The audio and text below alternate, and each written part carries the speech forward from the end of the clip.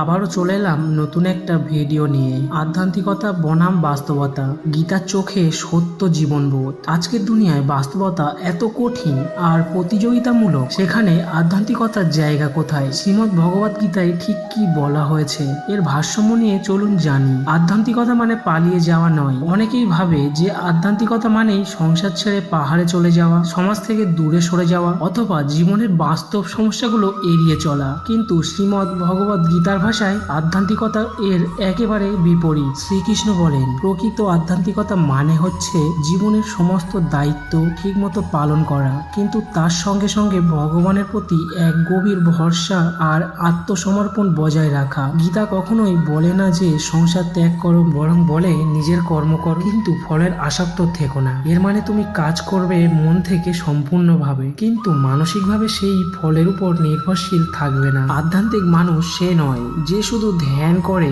বা ভক্তিমূলক গান করে। আধ্যাত্মিক মানুষ সে যে অফিসে যায়, সংসার চালায়, মানুষের সঙ্গে কথা বলে, তবু নিজের ভেতর শান্ত থাকে, স্থিতি থাকে, সদা ভগবানের স্মরণে থাকে, সদা সর্বদা ভগবানের স্মরণে থাকে। আজকের বাস্তব জীবনে আমরা যদি গীতার এই উপদেশ মেনে চলি, তাহলে আধ্যাত্মিকতা আমাদের দায়িত্ব থেকে নয়, দায়িত্ব পালনের শক্তি দেয়। বাস্তবতা মানে কেবল বাইরের দুনিয়া নয়। আজকের দিনে বাস্তবতা বলতে আমরা বুঝি টাকা পয়সা, চাকরি, সংসারের দায়িত্ব বা সমাজের চাপ, কিন্তু আমাদের গীতা শেখায় বাস্তবতা শুধু বাক্য নয়, এক গভীর অন্তর্জগত আছে, আর সেটাই সবচেয়ে বড় বাস্তবতা। শ্রীকৃষ্ণ যখন অর্জুনকে কুরুক্ষেত্রের যুদ্ধে দাঁড় করিয়ে বলেন, এই যুদ্ধ শুধু অস্ত্রের নয়, এটা তোমার মনের ভেতর দ্বন্দ্বের যুদ্ধ। গীতা বারবার মনে করিয়ে দেয়, আমাদের সবচেয়ে বড় সংগ্রাম বাইরের জগতে নয়, আমাদের মন, চিন্তা ও আবেগের ভিতরে। তুমি বাইরের সবকিছু ঠিকঠাক করেও ভিতরে ভেঙে পড়লে সেটা কোনো সাফল্য নয়। আবার তুমি ভিতরে শান্ত, ভিতরে শক্ত, তবে বাইরে সব বাস্তব চ্যালেঞ্জ সহজ হয়ে যায়। শ্রীকৃষ্ণ বলেন, মন যদি তোমার বন্ধু হয় তবে তুমি জয়ী, আর যদি মনই শত্রু হয়ে দাঁড়ায় তবে যত বড় শক্তি থাকুক তুমি হেরে যাবে। আধুনিক যুগে আমরা সবকিছু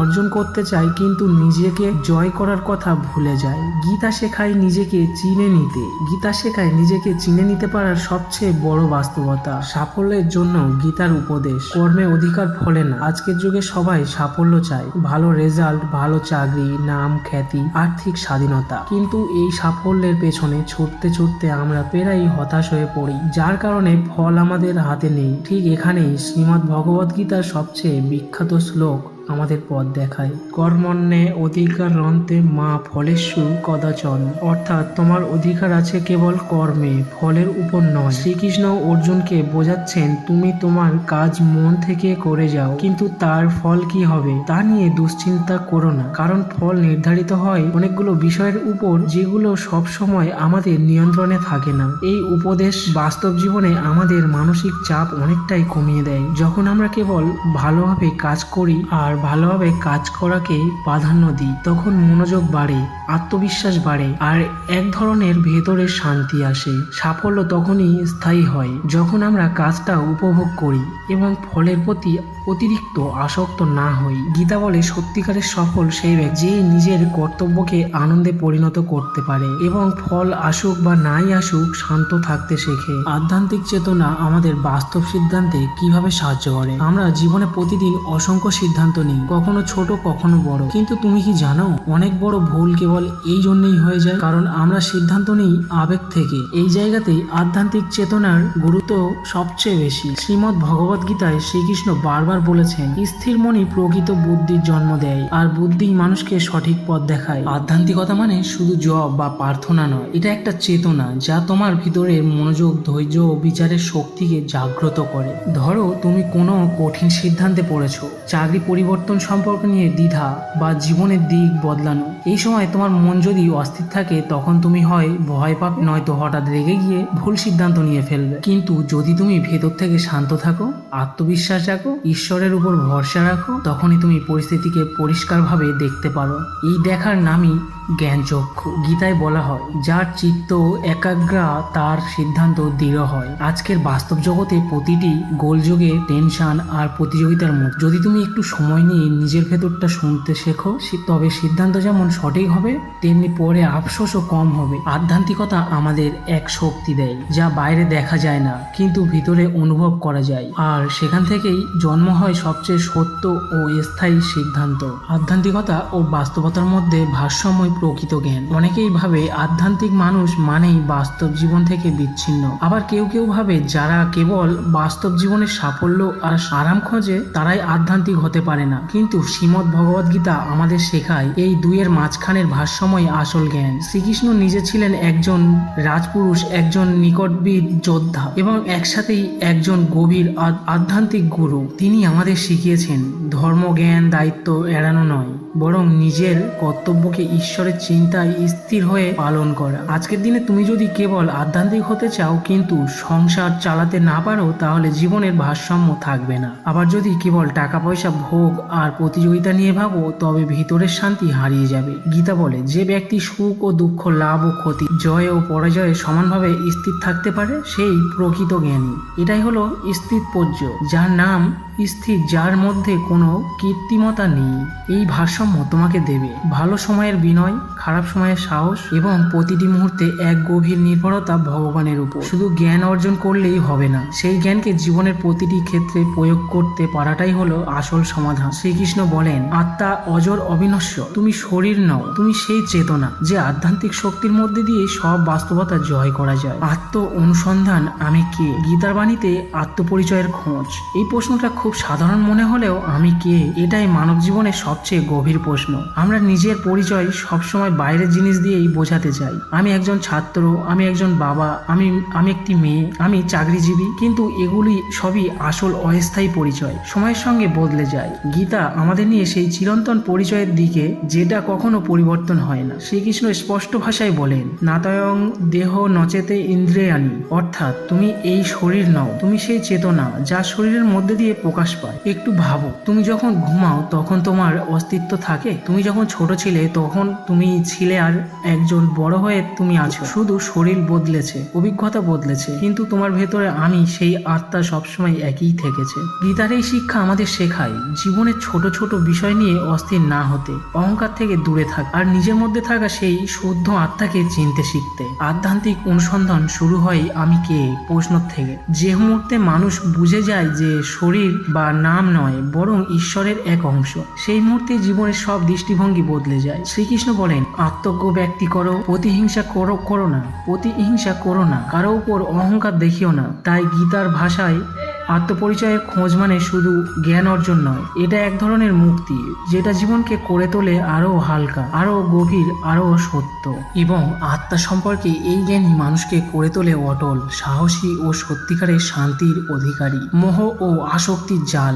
গীতার দৃষ্টিতে মুক্তির পথ আমরা অনেক সময় নিজেদের জীবনকে জটিল করে ফেলি শুধুমাত্র আসক্তি আর মোহের কারণে। এই মোহ তৈরি হয় মানুষ বস্ত অবস্থান অথবা নিজের ভবিষ্যৎ নিয়ে অযথা দুশ্চিন্তাতে থাকে। গীতা আমাদের শেখায় আসক্তির থেকেই দুঃখের উৎপত্তি। শ্রীকৃষ্ণ বলেন, সঙ্গত সঞ্চয়তে কামাতে ক্রোধ অভিজায়তে, অর্থাৎ আসক্তি থেকে কামনা জন্মায়, কামনা অপূর্ণ হলে ক্রোধ আসে, আর ক্রোধ থেকে বুদ্ধিনাশ ঘটে। একটা উদাহরণ ধরো, তুমি যদি কোনো কিছু জিততে চাও, পেতে চাও, আর সেটা না পেলেই তুমি দুঃখে ভেঙে পড়ো, তাহলে তুমি সেই জিনিসটার প্রতি আসক্ত, আর আসক্তি মানেই তোমার শান্তি তার হাতে বন্দী। আসলে এই পৃথিবীর সবকিছুই অস্থায়ী, মানুষ বদলায়, সম্পর্ক বদলায়, টাকা আসে যায়, শরীরও একদিন যাবে, তবুও আমরা বারবার আটকে যাই এই অস্থায়ী জিনিসগুলোর মোহে। গীতা বলে, যে ব্যক্তি প্রত্যাশা ছাড়ে, মোহ কাটিয়ে কেবল কর্তব্য করে, সেই ব্যক্তিই মুক্ত। এই মোহ কাটানোর মানেই এই নয় যে কিছুই ভালোবাসা যাবে না, বরং সেই ভালোবাসার মধ্যে নির্ভরতা আর জেদ না রাখা। যদি কেউ তোমার জীবনে থাকে ধন্যবাদ, না থাকলে তাতেও তুমি ভেঙে পড়বে না। এই শক্তি, এই স্থিতি, এই হলো গীতার শিক্ষা। শ্রীকৃষ্ণ বলছেন না ভালোবাসা ত্যাগ করো, তিনি বলছেন ভালোবাসো কিন্তু মোহ না রেখে, কারণ মোহ মানেই দুঃখের চক্র, আর গীতা চায় তুমি চক্র ভেদ করে আসক্ত থেকে ভগবানের স্থিতি হও। সঠিক কর্ম বনাম ফলের আশা, গীতার নিলিপ্ত কর্মযোগ। জীবনে আমরা প্রায় কর্ম করি এই আশায় যে এর ফলটা ভালো হবে, কিন্তু যখন ফল আমাদের ইচ্ছামতো আসে না, তখন হতাশ, ক্রোধ আর দুঃখে ঘিরে ধরে। শ্রীকৃষ্ণ গীতায় বারবার বলেছেন, তোমার কর্তব্য হলো কেবল কাজ করা, ফলের অধিকার তোমার নয়। কর্মেণ্যং বসাদ্ধি কারন্তে মা ফলিষ্যু কদাচন। এই লাইনটি শুধু একটা শ্লোক নয়, এটা একেবারে জীবনের দৃষ্টিভঙ্গি বদলে দিতে পারে। ভাবো, তুমি যদি শুধু ফলের দিকে তাকিয়ে কাজ করো, একটা ব্যর্থতা মানে তোমার সবই উৎসাহ শেষ। কিন্তু যদি তুমি বুঝে যাও আমার কাজ, আমার পূর্ণতা, ফল তো আসবে নিজেই, তাহলে তুমি কখনো থেমে যাবে না। গীতা আমাদের শেখায় নিজের কর্মকে পূর্ণ মনোযোগ দিয়ে করো, কিন্তু মনে রেখো ফল নিয়ন্ত্রণ নেই। এই শিক্ষা আমাদের অহংকার কমায় এবং মানসিক চাপও অনেকটা কমে যায়। একজন কৃষক জমিতে বীজ বনে সার দেয়, জল দেয়, কিন্তু বৃষ্টি হবে কিনা, ফসল কেমন হবে তা তার হাতে নেই। তবুও সে কাজ করে যায়, কারণ সে জানে কর্মই তার ধর্ম। ঠিক তেমনি গীতায় আমাদের বলে, তুমি তোমার সর্বোচ্চটা দিয়ে কাজ করো, কিন্তু মনে রেখো ফল ভগবানের হাতে। এই মনোভাব আমাদের ভিতরে নিয়ে আসে এক ধরনের স্বাধীনতা, অনাস্বস্তি আর গভীর মানসিক শান্তি। যে ব্যক্তি এই কর্মযোগ বুঝে নেয়, তার কাছে সাফল্য ব্যর্থতা এক হয়ে যায়, আর সে কখনো হারে না, কারণ সে প্রতিটি পদক্ষেপেই পূর্ণতা খোঁজে। জীবনের চরম সত্য যা তোমার, তা তোমাকেই খুঁজে নেবে। একটু থামো, চোখ বন্ধ করো, ভেবে দেখো জীবনে কত কিছুই আমরা চেয়েছি, পাইনি বলে কষ্ট পেয়েছি। যা পেয়েছি সেটাকেই অনেক সময় ধরে রাখতে পারিনি। আমরা প্রায়ই হতাশ হই, ভাবি আমি তো এত পরিশ্রম করলাম, তবু ভাগ্য আমার সাথ দিল না। কিন্তু গীতা আমাদের শেখায় জীবনে যা হবার তা হবেই, আর যা হবার নয় সেটা কখনোই চেষ্টাতেও হবে না। শ্রীকৃষ্ণ বলেন, যা তোমার তা তোমাকেই খুঁজে নেবে, আর যা তোমার নয় তা হাজার চেষ্টা করেও রাখতে পারবে না। ভালোবাসা, সম্মানের সুযোগ, এগুলো কখনো জোর করে পাওয়া যায় না। এগুলো তখনই আসে যখন তুমি তার উপর আসক্ত হয়ে ওঠো। তুমি যদি প্রতিনিয়ত নিজের কাজ ঠিকভাবে করে যাও, নিজের মনটাকে সৎ রাখো, তাহলে জীবনে যা দরকার তা একসময় ঠিক তোমার কাছে এসে দাঁড়াবে। গীতা বারবার বলে, কর্ম করো কিন্তু ফলের মোহ রেখো না। ফল চাইবে, চেষ্টা করবে, তবে হতাশা নয়, কারণ ঈশ্বর কখনোই তোমার প্রার্থনার উত্তর না দিয়ে থাকেন না। তুমি যদি কিছু না পাও, তা হয়তো তার উত্তরটা ছিল আরো ভালো কিছু অপেক্ষা করছে। তাই হার না মেনে কর্ম করে যাও, বিশ্বাস রাখো যা তোমার তা ঠিকই তোমার জীবনে এসে ধরা দেবে, ঠিক এই সময় যখন তুমি তার যোগ্য হবে। এবার তোমার জন্য একটা ছোট্ট কাজ, এই ভিডিওটা দেখা শেষ হলে নিজের জন্য মাত্র 5 মিনিট টাইম রাখো। চুপচাপ বসে ভাবো, তোমার জীবনে এমন কোন মুহূর্ত এসেছে কি সেখানে তুমি অনেক চেষ্টা করেও কিছু পাওনি? তখন তুমি যদি গীতার এই বাণী মেনে নিতে পারো, যা তোমার তা তোমাকেই খুঁজে নেবে, তাহলে হয়তো তোমার মনটা এতটা ভারী হতো না। আর আজ এই মুহূর্তেই ভেবো, তোমার জীবনে কোন ক্ষেত্রে তুমি গীতার শিক্ষায় প্রয়োগ করতে পারো। নিজের উত্তর নিজেই খুঁজে পাবে, আর সেটাই হবে তোমার জীবনের একটা নতুন শুরু। বন্ধুরা, আজকের এই আলোচনায় আমরা দেখলাম কিভাবে গীতার বাণী আমাদের জীবনে প্রতিটি বাঁকে পথ দেখাতে পারে। কিন্তু এই যাত্রা এখানেই শেষ নয়, আমরা খুব শিগগিরই আসছি এই আলোচনার পরবর্তী অংশ নিয়ে, আধ্যাত্মিকতা বনাম বাস্তবতা, গীতার দৃষ্টিভঙ্গি পার্ট 2, যেখানে আমরা জানবো এই যুগে দাঁড়িয়ে সত্যিকারের আধ্যাত্মিকতা ঠিক কেমন হওয়া উচিত, আর কিভাবে বাস্তব জীবনের সঙ্গে তার ভারসাম্য বজায় রাখা যায়। তাই যদি তুমি এমন একজন হও যে নিজের ভেতরে শান্তি খুঁজতে চাও, যে সত্যি গীতার মতো জ্ঞানকে জীবনের অংশ করতে চাও, তাহলে এখনই সাবস্ক্রাইব করে পাশে থাকো, কারণ সত্যিকারের পরিবর্তন তখনই আসে যখন তুমি প্রতিটি জ্ঞানকে হৃদয়ে ধরে রাখতে পারো এবং ধীরে ধীরে নিজের জীবনে প্রয়োগ করো। ভগবানের আশীর্বাদে আবার দেখা হবে, ততদিন পর্যন্ত শান্তি শান্তি। সম্পূর্ণ ভিডিওটি দেখার জন্য সকলকে অসংখ্য ধন্যবাদ।